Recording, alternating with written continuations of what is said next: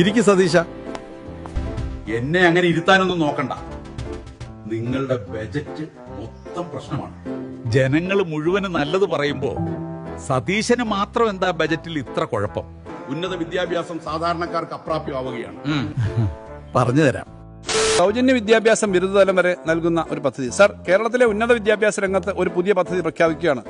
Arts and science കോളേജുകളിൽ പഠിക്കുന്ന വിദ്യാർത്ഥികൾക്ക് ഡിഗ്രി വിദ്യാഭ്യാസം സൗജന്യമാക്കുകയാണ്.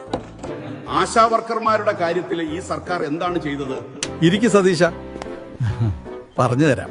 സർ, അംഗനവാടി വർക്കർമാരുടെ പ്രതിമാസ വേതനത്തിൽ 1000 രൂപയുടെയും ഹെൽപ്പർമാരുടെ പ്രതിമാസ വേതനത്തിൽ 500 രൂപയുടെയും വർധനവ് വരുത്തുന്നു. അതൊക്കെ ശരിയായിരിക്കും. പക്ഷേ സർക്കാർ ജീവനക്കാരുടെയും പെൻഷൻകാരുടെയും കാര്യത്തിൽ നിങ്ങൾ ഒന്നും ചെയ്തിട്ടില്ല. ഇരിക്കു സതീശ. ഇതിന്റെ ഭാഗമായി 12ാം ശമ്പള പരിഷ്കരണ കമ്മീഷൻ പ്രഖ്യാപിക്കുകയാണ്. റിപ്പോർട്ട് 3 മാസം കൊണ്ട് സമർപ്പിക്കാൻ ആവശ്യപ്പെടുകയും സമയബന്ധിതമായി നടപ്പിലാക്കുകയും ചെയ്യും. DA DR കുടിശ്ശിക. സർ, സർക്കാർ ജീവനക്കാരുടെയും പെൻഷൻകാരുടെയും നിലവിൽ അവശേഷിക്കുന്ന DA DR ഗഡുക്കൾ പൂർണ്ണമായും നൽകാൻ തീരുമാനിക്കുന്നു. ഒരു ഗഡു DA ഫെബ്രുവരി മാസത്തെ ശമ്പളത്തോടൊപ്പം നൽകുന്നതാണ്.